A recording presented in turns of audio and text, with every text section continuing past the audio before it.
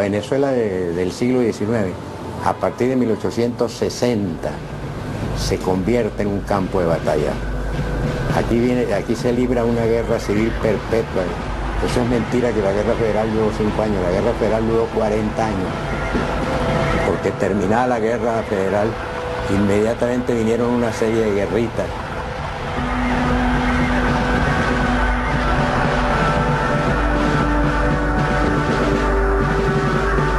Los levantamientos que tenemos en Venezuela y que la historia tradicional habla en un sentido muy despectivo, se pueden interpretar de otra manera. Se pueden interpretar como que después de que termina el proceso de independencia hay una revolución y una independencia que están inconclusas. La parte de la revolución implica una población dispersa por toda la nación que lo que quiere es tierras, que en ese momento era el factor más importante para el bienestar de tu vida. Durante todo el siglo XIX tú llegabas al poder era a través de las armas, ¿no? Y por eso la dinámica de los caudillos y de la imagen que se tiene de las eternas guerras civiles y todo esto. Nosotros hemos recibido una república, ¿verdad?, que construyeron los libertadores entre 1810 y 1821. Y después esa república, con altibajo, ha venido y esa es la que hemos heredado.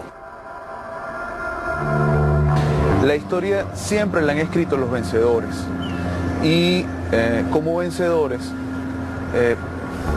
no dejan bien parados a diferentes figuras de nuestro proceso histórico que han tenido un peso importante, no solamente a nivel nacional, sino a nivel internacional. Yo creo que ese fue el que comenzó a gobernar antes de Juan Vicente Gómez. Que era un grandísimo mujeriego, sinvergüenza, que era un poco corrupto, que perseguía a las niñas y las perjudicaba. Y bueno, alguna guerra, alguna batalla ganaría por ahí. Fue uno de los primeros presidentes que tuvo Venezuela, pero realmente no me recuerdo qué importante hizo para Venezuela. Bueno, uno de los tantos dictadores que tuvimos. Mucha gente estuvo de acuerdo con su gestión, por supuesto mucha otra gente no. Igual en el interior del país estuvo como que instaurando su régimen caudillista, obviamente murió gente, lo mismo de siempre, represión. Fue un presidente de la República, andino, que con 60 hombres atravesó el río Táchira y llegó hasta el centro del poder. Don Cipriano no era ningún bárbaro, era un hombre producto de su tiempo y de su medio. En primer término, él se formó en el seminario de Pamplona, en Colombia. Al haber sido marcado por esa educación en Pamplona, cuando regresa, su compromiso con los ideales liberales marcan todo su proyecto político. Que Cipriano Castro viene con esa idea muy clara de que se tiene que romper la dinámica política y crear un Estado fuerte y centralizado, moderno. Pensemos que en ese momento todavía no existía el Estado, todavía no existía la nación y ese proceso de identificación de la nación se da en confrontación al exterior. Para llegar a ese Estado fuerte centralizado, que inclusive es lo que va a dar pie a la nación, a la nacionalidad, ¿verdad?, tienes que contar con otro elemento que también va a ser muy importante, que es una Fuerza Armada Nacional, un ejército nacional.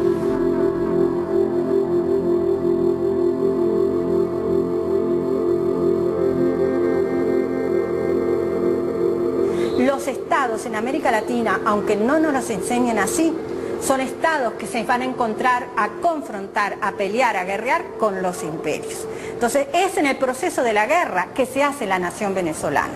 Cuando llega Castro a Caracas, el año 1899, ya tiene comisario del pueblo, ya tiene amo del mundo. Se llama Estados Unidos de Norteamérica. Y un nacionalista o patriota como él tiene que chocar con Estados Unidos fatalmente. Fue, si no el primero, uno de los primeros que se enfrenta contundentemente a los procesos imperiales que se están viendo en ese momento. Ya Estados Unidos para el año 5 no podía permitir que Venezuela tuviera un gobierno autónomo, como no podía permitirlo tampoco que lo tuviera Colombia o Centroamérica. Castro precisamente comienza a aparecer en las caricaturas de los periódicos de casi todo el mundo, porque era una forma también de los Estados Unidos mantenerlo como ridiculizado y mantenerlo en un bajo perfil.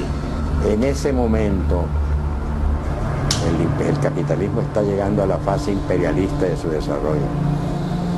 Y esa fase imperialista crea una situación en que dos países se van a disputar la hegemonía del mundo, Estados Unidos y Alemania. Entonces Estados Unidos necesitaba asegurar su retaguardia latinoamericana y sobre todo su retaguardia caribeña. Sin el control del Caribe, Estados Unidos no podía llegar a potencia mundial y más aún no podía vencer a Alemania en la disputa por la hegemonía mundial. Castro fue una persona que se enfrentó, fue un gobernante que se enfrentó a las potencias de la época.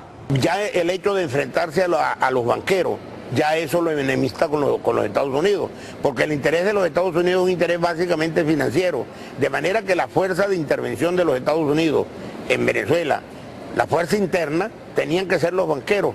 Y si Castro agrede a los banqueros, si Castro se enfrenta a los banqueros, se está enfrentando efectivamente a los Estados Unidos. Castro es un hombre de un nacionalismo que va más allá de las poses, es decir, no es una sola declaración, sino que su actitud siempre fue una actitud venezolana, siempre fue una actitud en defensa de la soberanía de Venezuela y de la defensa de la patria. Castro, para su desgracia o para su gloria, tiene la circunstancia de que durante los 10 años en que ejerce el poder, son los 10 años en que se afinca el imperio americano. Lo que le tocó experimentar a Castro fue una encrucijada terrible, o sea, eso simplemente fue azar. Lo que llama la atención es la entereza de Castro para reaccionar ante eso. O sea, Castro no solamente tuvo que enfrentar una situación interna muy peliaguda por los cambios que estaba impulsando, sino que a lo externo le tocó asistir a la caída del viejo imperialismo europeo y a la emergencia o al inicio del nacimiento del imperialismo norteamericano. Castro hereda una situación económica verdaderamente mala, porque además de los conflictos o de las insurrecciones armadas constantemente, periódicamente que había en Venezuela, llega con un país endeudado, asume una presidencia con una economía, con una deuda altísima. La cuestión de la deuda viene mucho más allá del tiempo de la independencia, viene del tiempo de la colonia, porque mientras fuimos a colonia española, la metrópoli española solicitó créditos, préstamos a bancos flamencos, bancos alemanes, con la garantía de los recursos que se obtenían en esta colonia venezolana.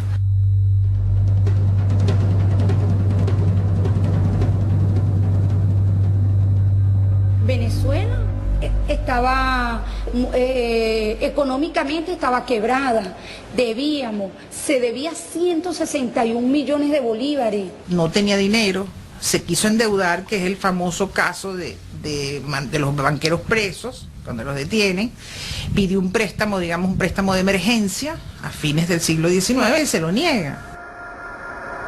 Castro nunca se negó a pagar. Lo que pasa es que no tenía cómo, o sea, y lo que siempre estuvo insistiendo fue en que había que buscar otras maneras de pagar. Lo que fue desmedido es que tres potencias, o dos potencias básicamente, Inglaterra y Alemania, decidieron cobrar las deudas que se tenían con ellas como naciones y con sus particulares, con sus ciudadanos aquí. Castro se enfrenta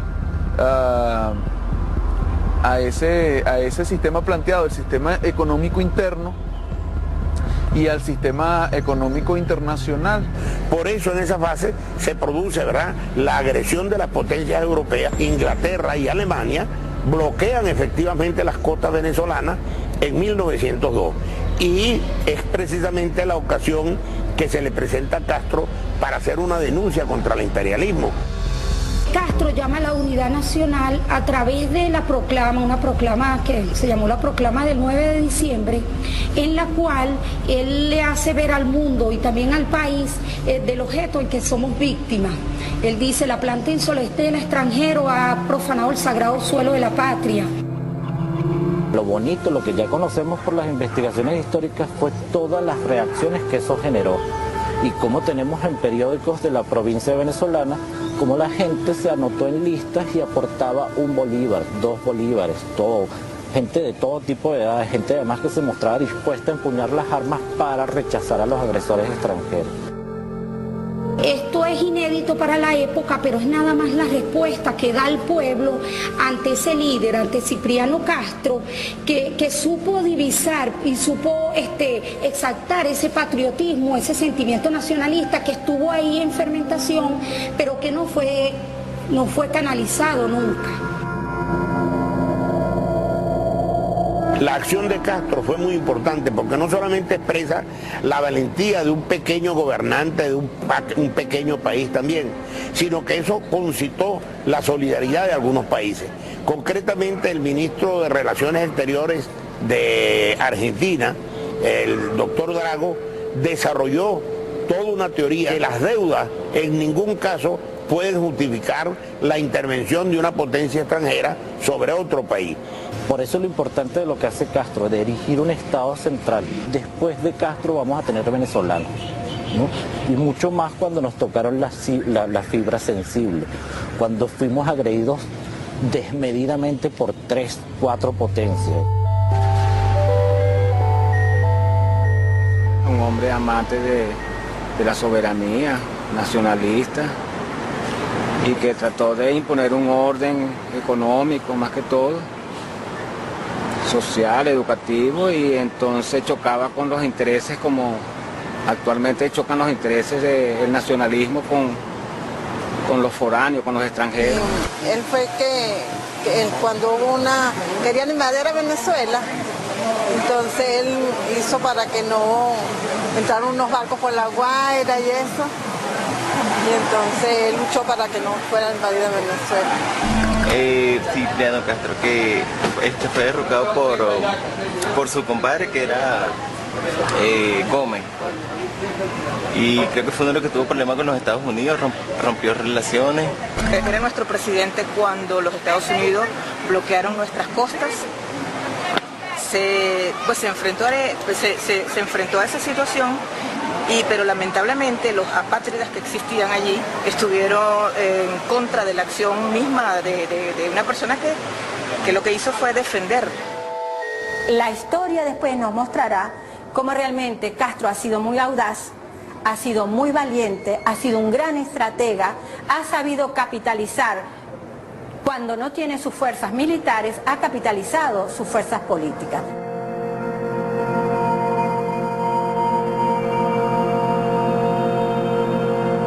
El señor Theodore Roosevelt, a la sazón presidente de los Estados Unidos, llama a la Casa Blanca al embajador alemán y le dice: usted me retira la flota de Venezuela o los aplasto.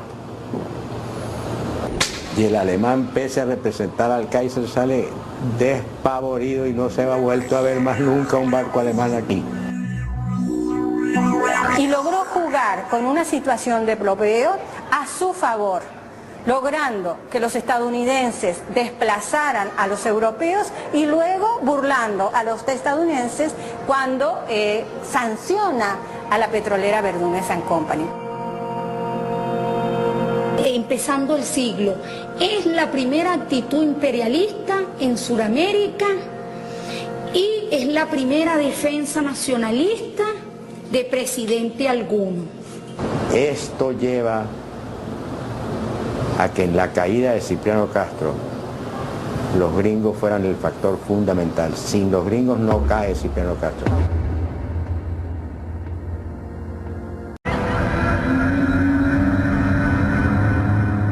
El golpe del 19 de diciembre de 1908 significa que ya Venezuela ha dejado de ser un país soberano.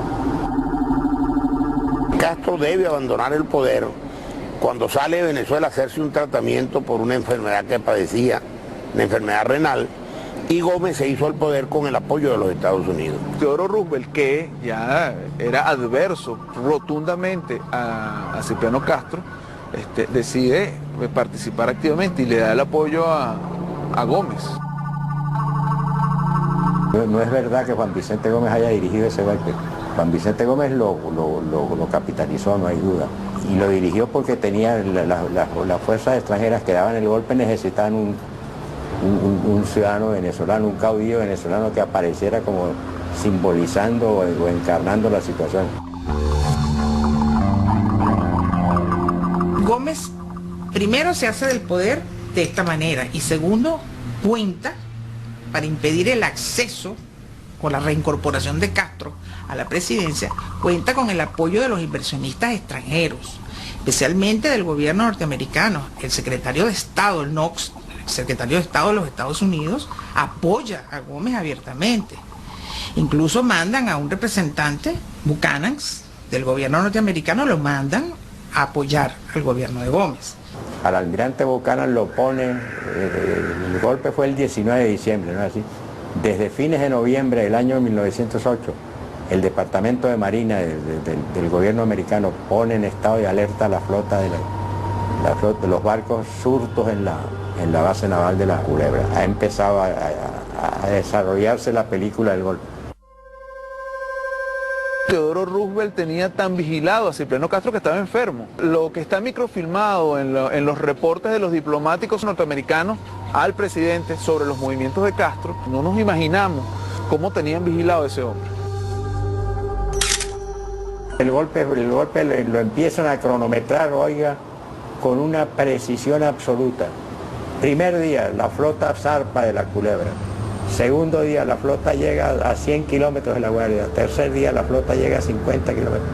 Porque a ellos les interesaba que los barcos americanos no asomaran, sino cuando se diera el golpe. O sea que los barcos debían situarse en un lugar que ningún borrachito amanecido en Bakuto pudiera verlo allá en el horizonte. El día anterior al golpe, la flota llega a 5 kilómetros de La Guaira. Aparece de repente una flota que nadie tenía noticias de que existiera ni de que viniera para Venezuela, aparece en el horizonte y se acerca mucho más y los cañones apuntan al Fortín Solano. ¿Para qué? Para evitar que Castro retomara el poder. Vinieron 3 barcos, el North Carolina, que era el más fuerte, el Des Moines y un destroyer llamado Dolphin, creo que era Delfín. Esos 3 barcos llegaron al día anterior, estuvieron apuntando, pero no necesitaron despedazar al Fortín Solano porque el golpe se resolvió pacíficamente en Caracas.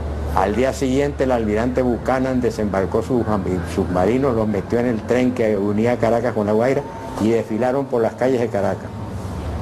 Los caraqueños tuvieron un espectáculo, ver unos marinos gringos desfilar por las calles de su ciudad e ir a la Casa Amarilla, donde despachaba Gómez a rendirle homenaje al nuevo presidente de Venezuela.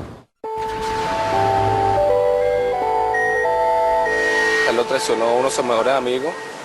Debido a eso, bueno, a raíz de que él enfermó, se le tiraron como si un golpe de Estado. Fue derrocado por Juan Vicente Gómez en un viaje que hizo fuera del país por cuestiones de salud y no pudo retornar producto de que su compadre no le devolvió el poder que él mismo le dejó cuando salió del país. Y apenas salió de La Guaira, como a los 15 días, ¡pum!, el compadre lo tumbó. Duró 27 años en el poder Juan Vicente Gómez. Tuvo todo un rollo allí porque él era parte de su gobierno, Gómez, pero de alguna forma lo traicionó, tomó el poder. ¿Tú sabes cuál fue la respuesta de Castro? A ese carajo lo tumbo yo en 15 días. Y era verdad, lo hubiera tumbado en 15 días si no llega el imperialismo. En otra época no, un caudillo llegaba a Trinidad o a Cúcuta o a Curazao, caudillo venezolano, y al día siguiente estaba invadiendo, nadie lo atajaba. Y eso fue lo que salvó a Gómez, si no Castro lo tumba, porque Gómez no se equivocaba. Gómez era un tipo muy realista, le decía a sus cortesanos, mire, si el compadre, él siguió llamando compadre a Castro, si el compadre desembarca en cualquier lugar de Venezuela, no jode. Por eso fue perseguido. Quizás uno de los políticos más perseguidos de este país. No pudo volver a su país. No lo aceptaban en ningún lado. Llega enfermo, recién operado, ni en ningún país se pudo bajar. Perseguido por el Servicio Secreto de los Estados Unidos. Perseguido por el Servicio Secreto del régimen de Gómez. A partir de 1909 ya los Estados Unidos comienzan a tener una intervención, particularmente en la economía venezolana, muy intensa. Se hacen de casi todas las concesiones petroleras de la manera más burda. Comienzan a intervenir en la política y a partir de allí eso ocurre en toda América. Gómez restituye, para empezar, todas esas concesiones que le había quitado Castro y empiezan a entrar los capitales extranjeros para la exploración de petróleo, de los pozos petroleros. Entonces, de allí, este señor Gómez se mantiene en el poder 28 años.